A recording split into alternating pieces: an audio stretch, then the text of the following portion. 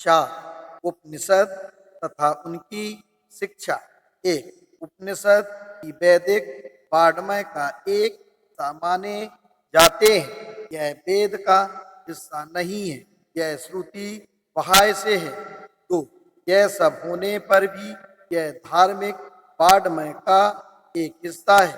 3 उपनिषदों की संख्या काफी बड़ी है, कुछ महत्व के, कुछ यूं ही।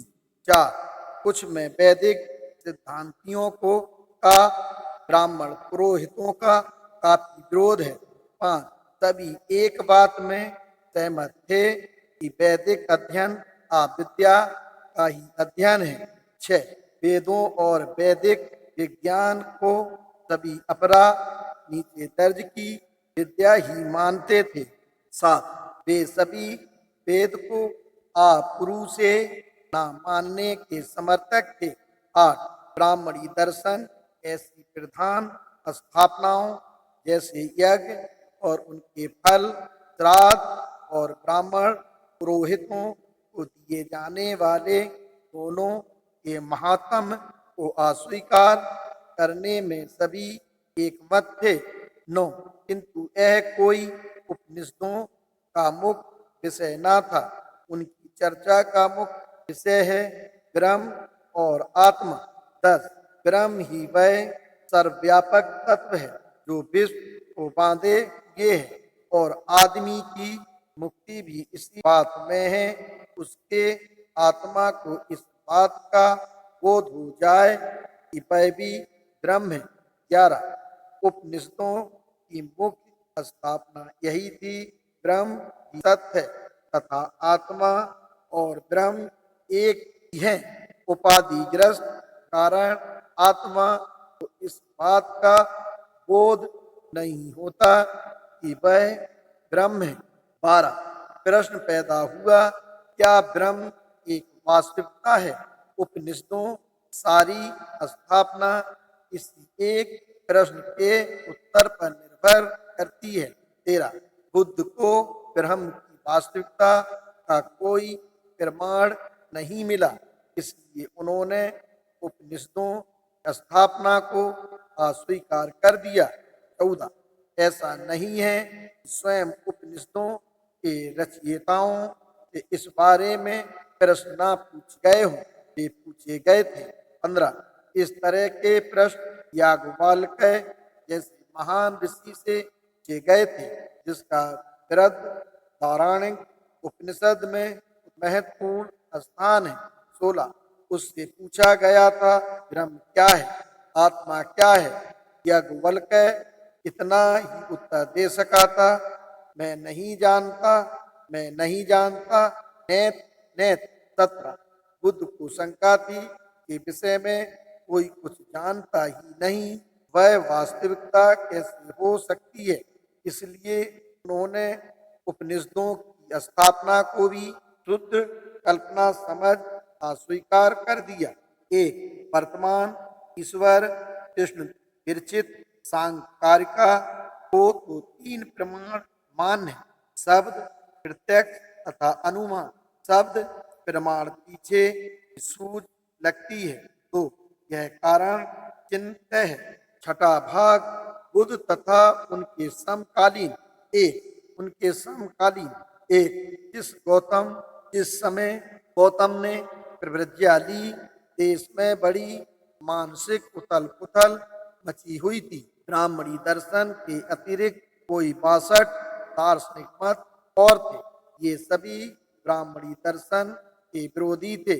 उनमें से कम 6 ध्यान देने योग्य थे।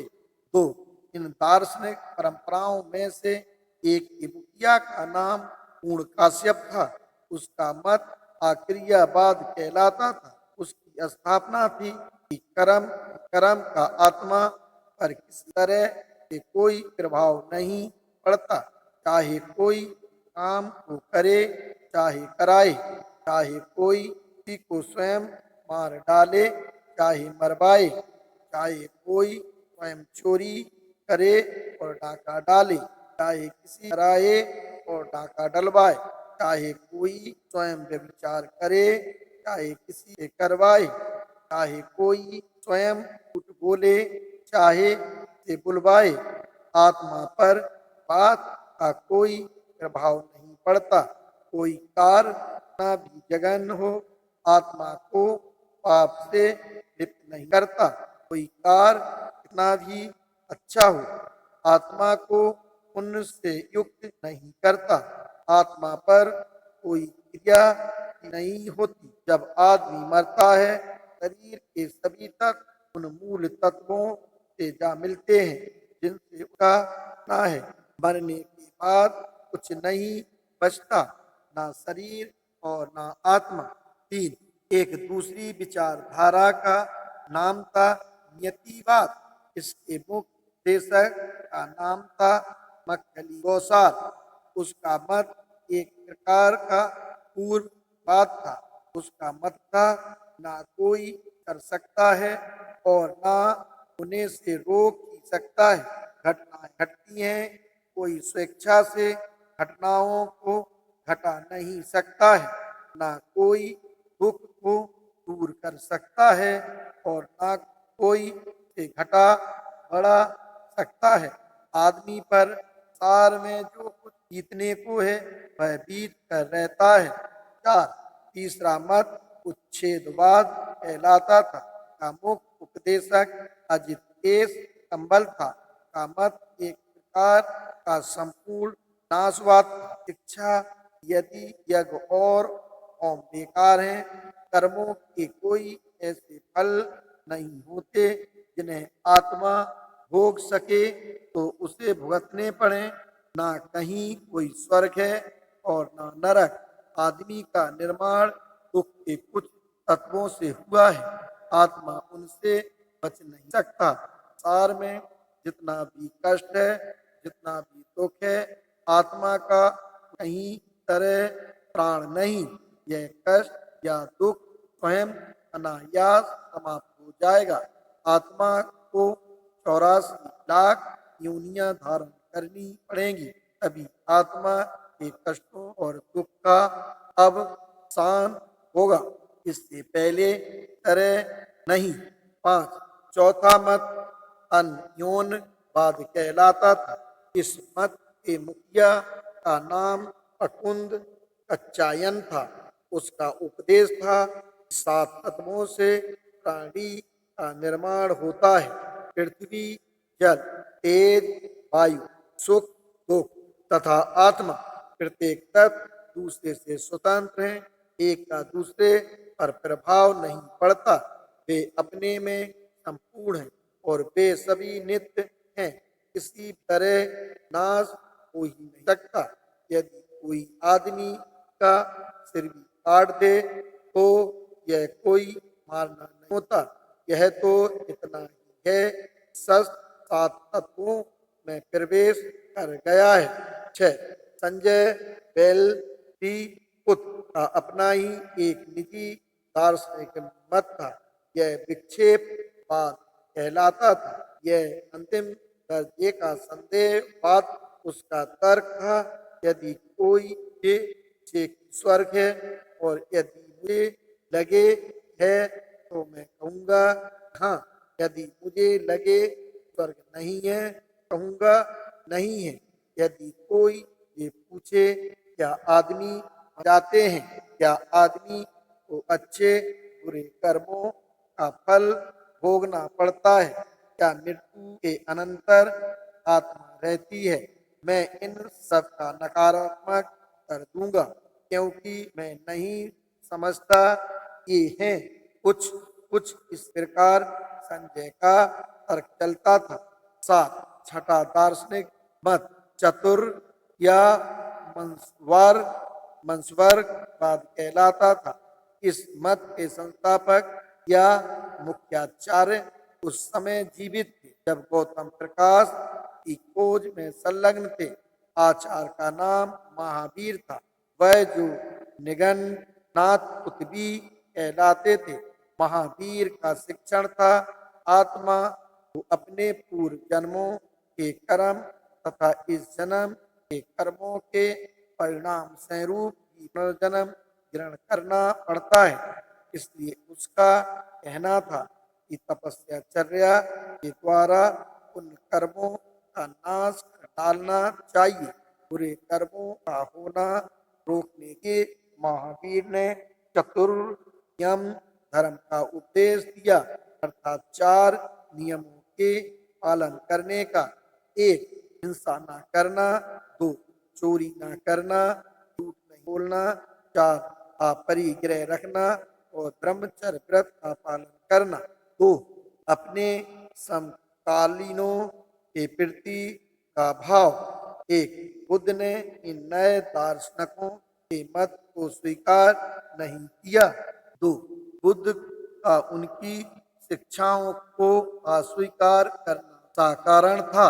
बुद्ध का कहना था कि यदि पूर्व काश्यप या पकुंद कच्चायन के सिद्धांतों को सत्य माना जाए तो फिर आदमी कोई भी बुराई कर सकता है, किसी को कुछ भी हानि पहुंचा सकता है बिना किसी भी तरह की सामाजिक जिम्मेदारी स्वीकार किए या बिना किसी तरह के सामाजिक परिणाम का विचार किए एक आदमी की हत्या भी कर सकता है। 4 यदि मक्खली गोसाल का सिद्धांत मान लिया जाए तो आदमी भाग के हाथ का खिलौना बन जाता है, आदमी की तरह अपने बंधनों को नहीं काट सकता। 5 यदि अजित देश कंबल का सिद्धांत माना जाए, आदमी के लिए खाने पीने और मौजाने के अतिरिक्त शेष कुछ करने के लिए रह ही नहीं जाता।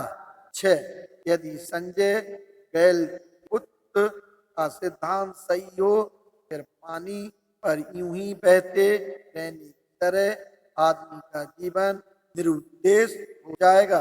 7 यदि निगंठन का सिद्धांत सही हो तो आदमी का जीवन काय किले तथा तपश्चर्या के अधीन हो जाएगा।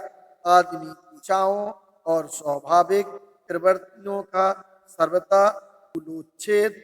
8 इसके उन दार्शनिकों का कोई एक भी मत बुद्ध को अच्छा नहीं लगा।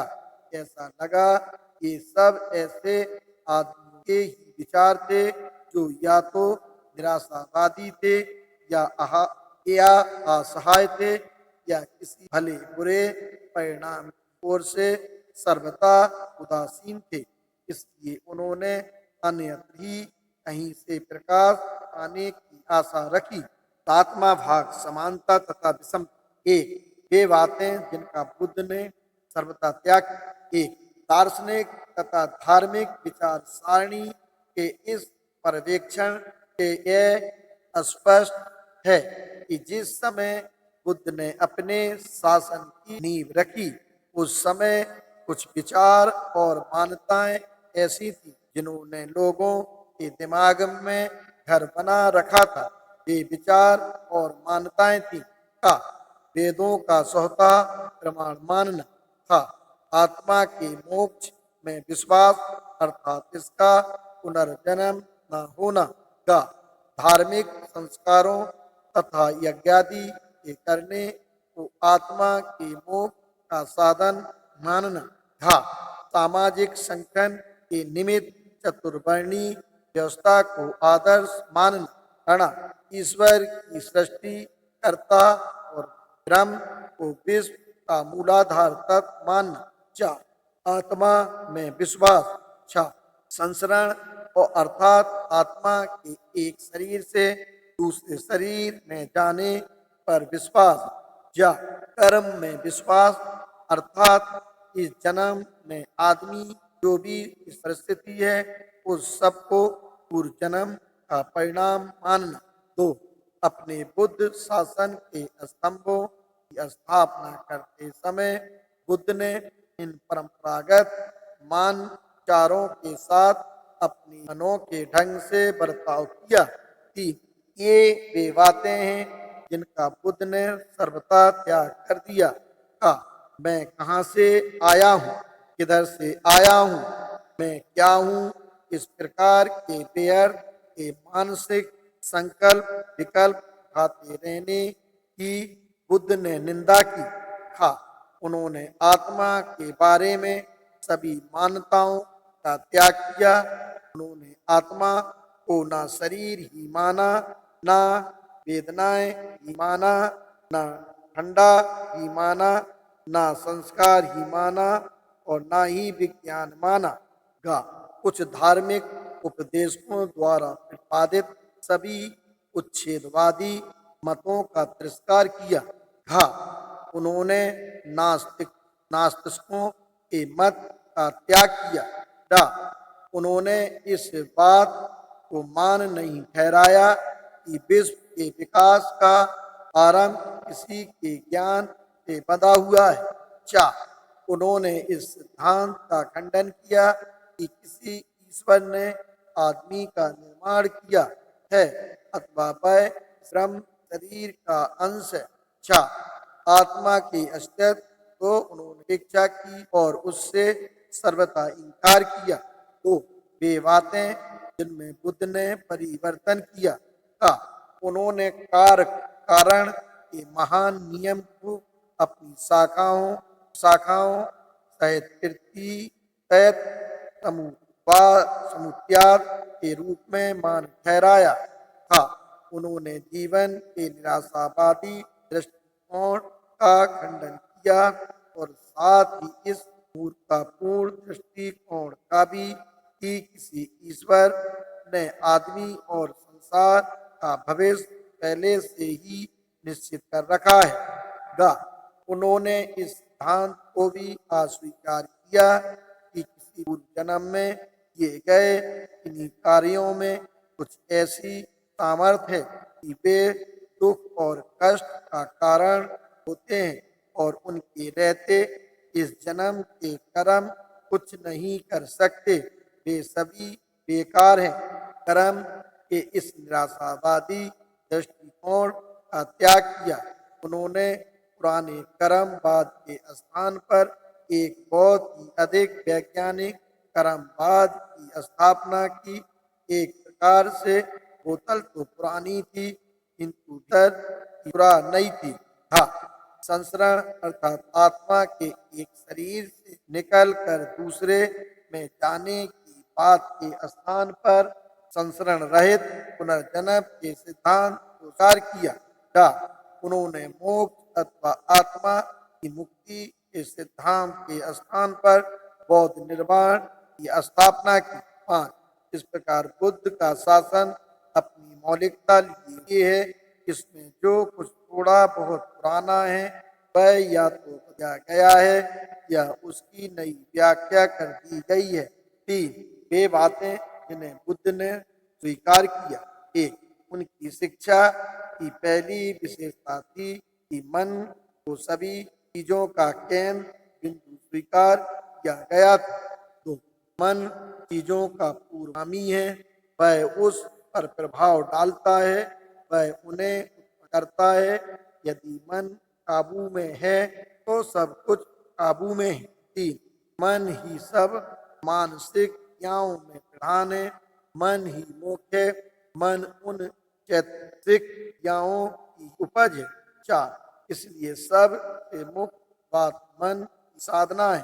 5 बुद्ध की शिक्षाओं की विशेषता यह है कि उनके अनुसार मन ही उन सब भलाइयों और बुराइयों का स्रोत है जो हमारे भीतर उत्पन्न होती हैं और जिनका हमें बाहर से शिकार होना पड़ता है। जो कुछ भी बुराई है इसका बुराई से संबंध है, जो बुराई समन्वित है यह सब मन की उपज है। जो कुछ भी भलाई है इसका भलाई से संबंध है, जो भलाई समन्वित है वह सब मन की उपज है।